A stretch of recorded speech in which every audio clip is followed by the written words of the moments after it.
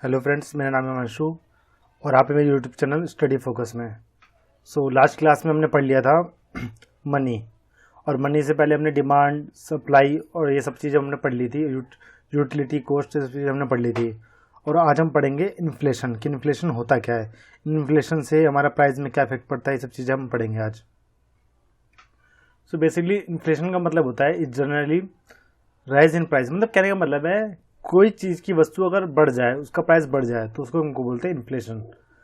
The rate at which the price rises, और okay यहाँ पे कहने का मतलब होता है किसी चीज की प्राइस का रेट बढ़ जाए तो उसको बोलेंगे इन्फ्लेशन। या फिर inflation is decrease in the purchasing power of money reflecting in general increase in the price goods and service. कहने का मतलब ये होता है कि अगर हमारा इन्फ्लेशन का मतलब ये भी होता है कि हमारा अगर किसी चीज की प्राइस बढ़ जाएगी तो हमारा परचेजिंग पावर, हम उसको जो हम खरीद, मान लो अगर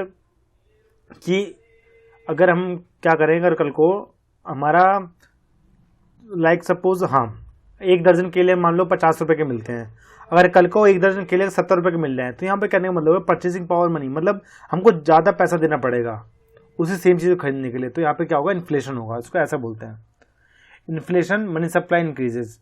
इन्फ्लेशन में क्या होता है, मनी सप्लाई इंक्रीजेस में पढ़ेंगे। वैल्यू ऑफ मनी, यहाँ पे क्या होता है, जो वैल्यू होती है पावर नंबर ऑफ गुड्स। कहने का मतलब है कि एग्जांपल, जब पावर होता है नंबर गुड्स, इसका एग्जांपल मैं बताता हूँ।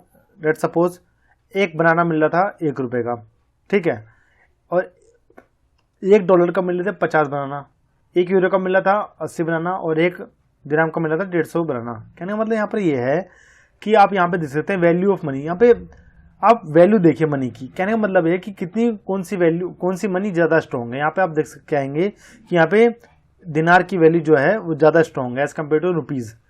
तो यहाँ पे वैल्यू ऑफ मनी होता है। यहाँ पावर है, वैल्यू है पावर किसकी, मनी की। ओके, और अगर मैं एग्जाम्पल बोलूँ कि जैसे एक एप्पल 10 रुपए का है और कल को मान लो एक एप्पल 30 रुपए का हो जाएगा, तो इसको बोलेंगे इन्फ्लेशन। क्योंकि इन्फ्लेशन ऐसा हो गया कि जो एक एप्पल था 10 का हो गया, अब वही एक एप्पल 30 रुपए का हो गया, तो यहाँ पे इन्फ्लेशन हो गया 20 रुपए का। इन inflation value of money decreases. कहने का मतलब है हमारे पास जो पैसे की जो वैल्यू थी, ओके, वो कमजोर हो गई यहाँ पर। क्योंकि पहले अब हमको एक चीज को खरीदने के 10 रुपए देते, अब एक चीज को खरीदने के लिए हमको ज्यादा रुपए देना पड़ रहा है, हम ज्यादा खर्चा कर रहे हैं एक ही चीज के लिए, तो यहाँ पे हमारी वैल्यू ऑफ मनी कमजोर होती आ रही है। तो how to money supply increase, हम ये बात करूं कि मनी की सप्लाई कैसे इंक्रीज कर सकते हैं हम। मनी की सप्लाई दो तरीके से किया जाता है। पहला होता है बैंक के थ्रू और दूसरा होता है गवर्नमेंट के थ्रू।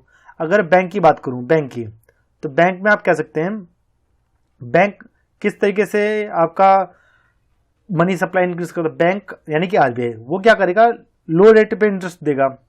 बैंक का मतलब हो गया जैसे नॉर्मल बैंक हो गया हमारा, HDFC, CBI central bank of India, HDFC, axis bank, ये सारी हो गया, रिजर्व बैंक, ये सब वाली सारी बैंक होंगे, ठीक है। अगर वो हमको लो इंटरेस्ट में पैसे देने लग जाए तो हम ज्यादा पैसा लेने लग जाएंगे, ठीक है। अगर जो हम लोन ले रहे हैं, मान लो अगर हमको कल को लोन चाहिए 5 लाख का, ठीक है, अगर हमको 5 लाख का लोन चाहिए, अगर वो इंटरेस्ट उसमें 10% इंटरेस्ट था, तो हम पैसा कम लेंगे। अगर वो कल को इंटरेस्ट कम कर दे तो हम पैसा ज्यादा लेंगे। इसलिए लो जो इंटरेस्ट होगा, लो इंटरेस्ट रेट अगर हो जाए, उसका इंटरेस्ट रेट कम हो जाए, तो हम मनी की सप्लाई बढ़ जाएगी मार्केट में, हम मनी ज्यादा लेंगे। अब गवर्नमेंट किस तरीके से पैसा बढ़ा सकती है मनी की सप्लाई, वो गवर्नमेंट इस तरीके से बढ़ा सकती है, अगर वो टैक्स को कम कर दे, कि हमारा जो हमारे इनकम टैक्स है, कोई भी टैक्स, एंटरटेनमेंट टैक्स, कोई भी टैक्स अगर वो कम हो जाए, तो हम क्या करेंगे कि हमारा पैसा ज्यादा हमारे पास रहेगा, हम ज्यादा पैसा हमारे पास रहेगा। इसका मतलब ये कि हमारे पास पैसे की कमी नहीं रहेगी, मनी की सप्लाई बढ़ी रहेगी। सब्सिडी, अब कोई चीज 500 की है, वही चीज हमको कल 300 की मिल रही है, 200 रुपये हमारे बच गए, तो यानी कि पैसा बच गया, मनी सप्लाई बच गई, मनी सप्लाई हमारे पास हो रही है। सब्सिडी प्लान हम प्लानिंग के थ्रू भी कर सकते हैं। अब सॉल्यूशन क्या है, अगर मनी की सप्लाई हमको कम करनी है, मान लो डिक्रीज कैसे कर सकते हैं मनी की सप्लाई मार्केट में, तो गवर्नमेंट क्या करेगी, जो मॉनेटरी पॉलिसी लेके आएगी, यानी कि आरबीआई क्या करेगी, मॉनेटरी पॉलिसी लेके आएगी। मॉनेटरी पॉलिसी में क्या करेगी, इंटरेस्ट रेट को ज्यादा कर देगी, तो हम पैसा कम लेंगे मार्केट से पैसा कम उठाएंगे तो मनी की सप्लाई कम हो जाएगी। गवर्नमेंट क्या करेगी, गवर्नमेंट फिजिकल पॉलिसी लेके आएगी, इसमें टैक्स को बढ़ा देगी। 100 में मान लो कल पहले था 10 टैक्स था, अब 100 में वो बोल दे आपको 30 का टैक्स देना पड़ जाए, तो हमारे पास क्या होगा, हमारे पास पैसा कम बचेगा। तो इस तरीके से वो मनी की सप्लाई कम हो जाएगी यहाँ पर। सब्सिडी को कम कर दे। कोई 300 की चीज पहले मान लो 500 की चीज मिली थी 300 में, वही 500 की चीज मान लो 450 की मिल जाए तो हम पैसा कम खर्चा करेंगे। इसका मतलब यह है कि हमारा मनी की सप्लाई कमजोर हो जाएगी। अब इन्फ्लेशन के बढ़ने के कारण क्या क्या होते हैं, क्या कारण होते हैं इन्फ्लेशन के। पहला होता है अगर हमारे पास डिमांड पुल सप्लाई शो करें, डिमांड हमारे पास बढ़ जाए और सप्लाई कम हो जाए, ठीक है, तो इन्फ्लेशन बन जाए। कहने का मतलब जैसे आप कभी कभार आप देखते हैं कि मार्केट में ठंडियों के टाइम पे ज़्यादातर ऐसा होता है कि जो अनियन होता है, प्याज होता है, कि लोग प्याज को अपने पास स्टोर करके रख लेते हैं, स्टोरेज कर लेते हैं, खूब स्टोर कर लेते हैं। अब स्टोर करने के बाद मार्केट में तो प्याज आता नहीं है। अब मार्केट में प्याज आता नहीं, जो प्याज पहले 50 का था अब 100 रुपये का हो जाएगा। क्यों? क्योंकि मार्केट में प्याज है ही नहीं। फिर क्या करते हैं कि वो अपना प्याज बेचते ज़्यादा रेट पे, तो इसलिए क्या बोलेंगे, डिमांड तो है, यहाँ पे आप देखिए डिमांड बढ़ रही है लेकिन सप्लाई नहीं है। सप्लाई कम होगी तो इन्फ्लेशन बढ़ेगा। Is there increase in demand of a product, और या फिर decrease in supply of a product, price of the product also increase. Example, मान लो कि मार्केट में पहले 10 एप्पल सप्लाई हो रहे थे, ठीक है, उसको खरीदने वाले थे 10 लोग, ठीक है। अब मार्केट में 10 एप्पल ना सप्लाई ना हो के अगर 5 एप्पल सप्लाई होने लग जाए, कम होने लग जाए, और खरीदने वाले भी 10 लोग हैं, तो यहाँ पर क्या होगा, प्राइस तो बढ़ेगा बढ़ेगा। प्राइस आप देख रहे थे 100 का था, अब बढ़ गया प्राइस, ठीक है। अब यहाँ पे डिमांड सप्लाई बढ़ा दो, जहाँ पे देख रहे हैं कि सप्लाई ये रहा, डिमांड ये रहा, हमारे पास क्या बढ़ गया, हमारे पास सप्लाई कम होने से क्या हो गया कि डिमांड बढ़ा, डिमांड यहाँ पे देख सकते हैं बढ़ गया, डिमांड बढ़ गया तो उससे डिमांड ऊपर की तरफ आ गया। और अगर मैं आप बोलूँ इससे कि डिमांड के बढ़ने से क्या होता है, प्राइस ही बढ़ता है, तो कंज्यूमर इक्विलिब्रियम हो गया, ठीक है, कंज्यूमर इक्विलिब्रियम यहाँ पॉइंट में हो रहा है, ठीक है। अब कॉस्ट पुल इन्फ्लेशन, कॉस्ट के बढ़ने से भी इन्फ्लेशन होता है। अगर मान लो इंक्रीज द प्राइस, अगर किसी प्रोडक्ट का प्राइस बढ़ जाए, ठीक है, due to increase the cost of, कहने का मतलब है कि किसी चीज का प्रोडक्ट का प्राइस बढ़ जाए। लेट सपोज मान लो कि अगर मैं कोई चीज बनाने में को लागत, पहले मैं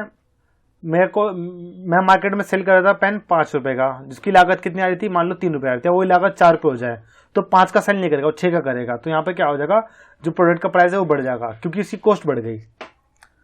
अब यहाँ पे एक एग्जाम्पल तो बता दो, मनरेगा जैसे, ठीक है। मैं अगर मनरेगा की बात करूं तो क्या होगा कि मार्केट में मान लो कि लेबर है, ठीक है, लेबर 100 रुपये दिन का काम करते हैं, ठीक है, और वहां पे मार्केट में काम जैसे नहीं है, तो वहां पर क्या होगा कि वहां पर ऐसा हो जाएगा कि क्या बोलते हैं, वहां पर ऐसा हो जाएगा कि अगर मार्केट में मान लो काम नहीं है और लेबर काम करने वाले हैं तो 100 रुपये दिहाड़ी ले रहे हैं, और जो वहां पे जो काम करवाने वाला है मनरेगा में, वो क्या करेगा कि वो गुस्से से काम करवाएगा अपना, ठीक है, क्योंकि बस वो तो काम करवाना है, कम पैसों में काम करवा रहा है 5 दिन के, तो 100 रुपए के हिसाब से दिन का देने, 5 दिन का कितना हो गया, 50 रुपए, 500 रुपए, ठीक है, और उसमें प्रॉफिट कितना मिल रहा था उसको, 500 का प्रॉफिट मिल रहा था, प्रॉफिट सेम है तो 1000 रुपये मिल गए। अब मान लो मार्केट में क्या हुआ कि काम ज्यादा है, लेबर कम है, तो उस केस में क्या होगा कि जो लेबर होंगी वो 200 रुपये दिहाड़ी ले रही है और अपना एटीट्यूड से काम कर रहे हैं लेबर 5 दिन, तो 200 के हिसाब से 5 दिन का कितना हो गया, 1000 रुपये, और 500 को प्रॉफिट मिल जाता 1500। यहाँ पे कहने का मतलब ये हो गया कि इन्फ्लेशन कितने का हो गया, 15,000 माइनस में, सॉरी 1500 माइनस में 1000 कितना हो गया, 500 रुपये का इन्फ्लेशन हो गया। अब अगर मैं बात करूं रेट ऑफ इन्फ्लेशन की, रेट ऑफ इन्फ्लेशन क्या होता है, मान लो कोई चीज 100 रुपये की थी वो 105 की हो जाए तो 5% बढ़ गया, ठीक है, तो रेट ऑफ इन्फ्लेशन इसी को बोलेंगे जो परसेंटेज में बढ़ जाए, ठीक है, यहाँ पे 5% में बढ़ गया।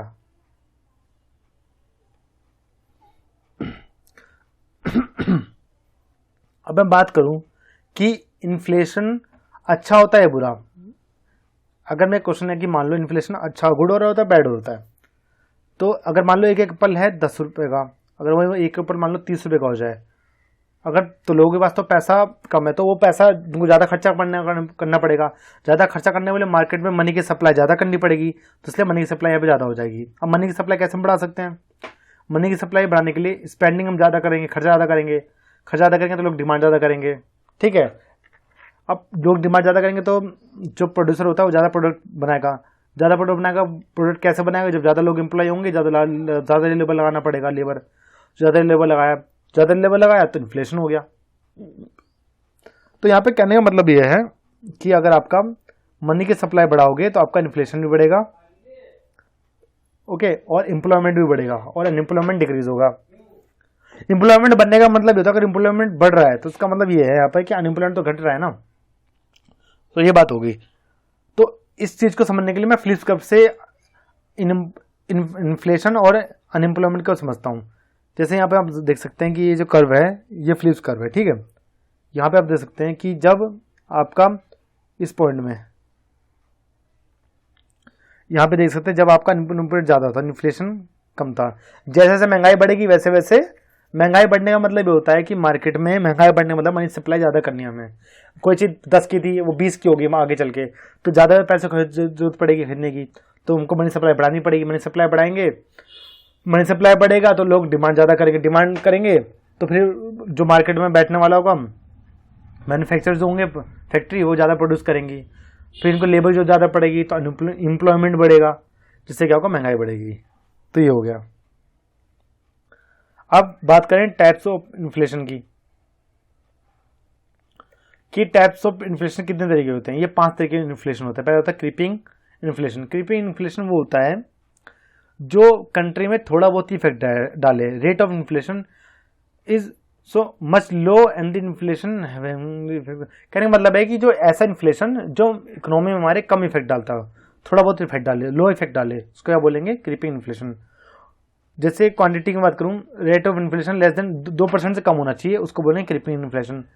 वॉकिंग इन्फ्लेशन ऐसा होता है जो हमारा लाइटली मतलब थोड़ा सा ज्यादा इन्फ्लेशन हमारे इकोनॉमी में जो होता है, थोड़ा सा इफेक्ट डाले, थोड़ा बहुत इफेक्ट डाले, उसको बोलेंगे वॉकिंग इन्फ्लेशन, जो 2% लेके 10% के बीच में होता है। रनिंग इन्फ्लेशन जो होता है जो हमारा 2 डिजिट में इन्फ्लेशन हो जाए, ठीक है। और अगर गैलोपिंग इन्फ्लेशन होता है तो 3 डिजिट में हो जाए। और हाइपर इन्फ्लेशन की बात करूं, ऐसा इन्फ्लेशन जो जहां पर आपका बहुत परसेंट मतलब 5 डिजिट, 3 डिजिट, 4 डिजिट, 3, 4, 5, 6 डिजिट में आ जाए, 3, 5, 6 डिजिट में आ जाए, उसको बोलेंगे हाइपर इन्फ्लेशन। जैसे जर्मन में क्या हुआ था कि इन्फ्लेशन 10,000% बढ़ गया था, लोगों को फिर अपनी करेंसी पे, अपने पैसों पे भरोसा नहीं रहा था, तो लोग वहां पे अपना पैसा जला रहे थे, कहते हमको तो भरोसा ही नहीं, इतना पैसा हम रख के करेंगे क्या जब हम सामान ही नहीं खरीद पा रहे, इन्फ्लेशन तो ज्यादा हो गया।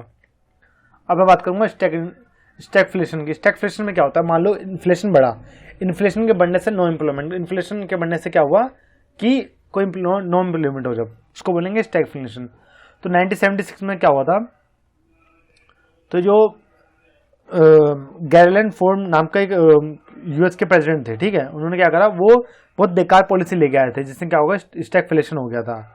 लेकिन 14 जो प्रेसिडेंट थे, रोनाल्ड रेगन, वो क्या कहते हैं, उन्होंने स्टैगफ्लेशन बाहर निकलने के लिए क्या लेके आए, रेगोनॉमिक्स लेके आए। रेगोनॉमिक्स में क्या था, उन्होंने टैक्स कट कर दिया। भाई टैक्स कट करने से क्या हो गया, टैक्स ज्यादा रखोगे, अगर इन्फ्लेशन का मतलब ज्यादा टैक्स रखोगे तो लोग पैसा कम खर्चा करेंगे, अगर उन्होंने टैक्स कम कर दिया लोग ज्यादा पैसा खर्चा करेंगे।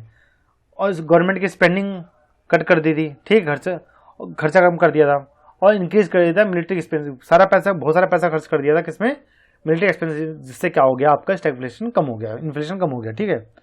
अगर मैं बात करूं डिफ्लेशन की, तो डिफ्लेशन में क्या होता है कि कोई चीज का प्राइस कम हो जाए, जैसे एक एप्पल का प्राइस 50 रुपए है, मान लो एक एप्पल का प्राइस 10 हो जाए, तो प्राइस कम हो गया, तो उसको बोलेंगे इन्फ्लेशन कम हो गया। Decrease in general price level of commodity, कहने का मतलब है किसी कमोडिटी का प्राइस कम हो जाए तो उसका बोलेंगे डिफ्लेशन। क्या कहने का मतलब, मनी सप्लाई कम हो जाए। मनी सप्लाई कम का मतलब है कि भाई 50 रुपए की कोई चीज थी 10 की होगी, हमको पैसा कम खर्चा करना पड़ रहा है, तो मनी सप्लाई कम है, वैल्यू ऑफ मनी भी इंक्रीज हो जाए यहाँ पे, कि कम पैसों में ज्यादा सामान खरीद पा रहे हैं, उसको क्या बोलेंगे, वैल्यू ऑफ मनी अच्छी हो रही है। इसका सोल्यूशन क्या है, अगर हम इंक्रीज कर दें मनी सप्लाई, तो फिजिकल मेजर में गवर्नमेंट क्या करेगी, मनी की सप्लाई इंक्रीज करने के लिए गवर्नमेंट ये करेगी कि हमारा टैक्स कम कर देगी और इंक्रीज कर देगी सब्सिडी, और आरबीआई क्या कर देगी, लो रेट पे इंटरेस्ट देने लग जाएगी, जिससे कि क्या होगा कि हमारा मनी सप्लाई बढ़ जाएगा। मनी सप्लाई बढ़ जाएगा तो अपना फिर कोई चीज महंगी सस्ती होगी उसकी महंगी होने जाएगी, ठीक है। अगर डिफ्लेशन की बात करूं तो यहाँ पर रिसेशन आता है, डिफ्लेशन रिसेशन होता है, इसमें पैसा सबसे पहले आता है रिसेशन। रिसेशन बोलते हैं एक क्वार्टर को, मतलब 3 महीने को बोलते हैं रिसेशन, ठीक है। फिर आता है डिप्रेशन, 6 महीने का होता है। फिर आता है ग्रेट डिप्रेशन जो आपका 9 महीने का होता है, उसको बोलते हैं ग्रेट डिप्रेशन। 1929 में क्या हुआ था, शेयर मार्केट का प्राइस ना एकदम से गिर गया था, उसको क्या हमने बोला, ग्रेट डिप्रेशन। उसको हम बोलते हैं ब्लैक ट्यूसडे, क्योंकि वो दिन था ट्यूसडे, इसको इसलिए बोलते हैं ब्लैक ट्यूसडे। एकदम से क्या होगा, पहले हमारा शेयर का प्राइस कम हुआ, फिर एकदम से बढ़ गया, शेयर का प्राइस, फिर बढ़ने लगा, फिर एकदम से कम हुआ, फिर बिल्कुल ही शेयर मार्केट बिल्कुल गिर गया, प्राइस एकदम से कम हो गया, तो लोग ज़्यादा खरीदने लग गए, तो इसलिए क्या आ गया, ग्रेट डिप्रेशन आ गया। अगर मैं बात करता हूँ अब इन कुछ कर्व्स की बात करूंगा, ये जो पेपर में कर्व आते हैं 3-4 तरीके कर्व आते हैं। के कर्व क्या होता है कि पहले स्टार्टिंग में क्या होता है, ठीक है, आप यहाँ पे देख सकते हैं कि के टाइप का कर्व बन रहा है। पहले यहाँ पे इकोनॉमी नीचे की तरफ, इकोनॉमी डाउन नीचे की तरफ जा रही है, फिर क्या होगा, कुछ सेक्टर ऊपर की तरफ चले गए, कुछ सेक्टर नीचे की तरफ, कुछ सेक्टर ग्रो कर गए, कुछ सेक्टर क्या हो गए, डाउन हो गए। तो जो सेक्टर जैसे आज के टाइम में आप देख सकते हैं कौन सा सेक्टर इस टाइम पे कोरोना उसमें कौन सा पीरियड में कौन सा सेक्टर ग्रो कर रहा है, आपका सेक्टर ग्रो कर रहा है आपका ऑनलाइन शॉपिंग का, ऑनलाइन एजुकेशन, ये सब कर रहा है ग्रो। अब कौन सा सेक्टर है आपका लो हो गया, डाउन हो गया, होटल इंडस्ट्री, क्योंकि अब तो कोरोना काल में कोई होटल जा नहीं रहा, ट्रैवल टूरिज्म इंडस्ट्री ये सब डाउन हो गई है। एल शेप कर्व में क्या होता है, पहले इकोनॉमी डाउन जाएगी, फिर उसके बाद सारी इकोनॉमी में जितने सेक्टर्स है सारे स्टेबल हो जाए, उसको बोलेंगे ऑल सेक्टर्स ग्रो। स्टेबल का मतलब हो गया ग्रो हो जाए। ये कर्व में क्या होता है, पहले इकोनॉमी नीचे की तरफ चली है, फिर एकदम से सारे सेक्टर्स ऊपर की तरफ चले आए, तो उसको बोलेंगे वी कर्व इकोनॉमी। तो आई होप आपको आज की वीडियो समझ में आई होगी। अगर आपको इस वीडियो में कोई भी डाउट है तो आप प्लीज़ मुझे कमेंट में बता सकते हैं, और आप प्लीज़ इस वीडियो को लाइक शेयर और सब्सक्राइब जरूर करें। Thank you.